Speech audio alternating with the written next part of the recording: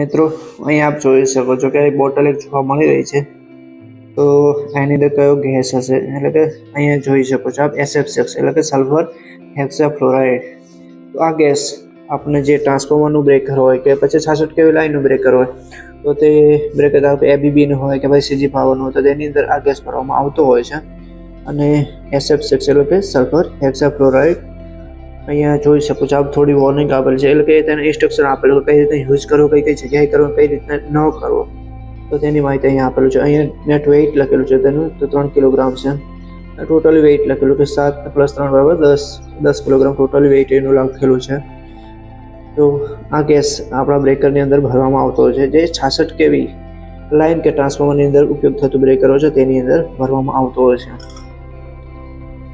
અહીંયાથી તેની પાઇપ લગાવવામાં આવતી હોય છે. અહીંયા ઢાંકણ ઓપન કરતા અહીંયા પાઇપ લગાવીને તે બ્રેકરની અંદર ઉપર છે પાઇપનું જે નોઝલ દ્વારા તે ગેસ ભરવામાં આવતો હોય છે.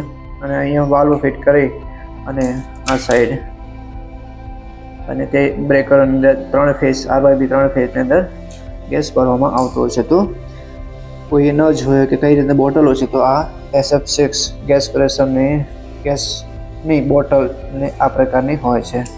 તો અહીંયા આપ જોઈ શકો કે આ પ્રકારની બોટલ એ ગેસને આવે છે અને આના મારફત આપણા બ્રેકરની અંદર ગેસ ભરવામાં આવતો હોય છે.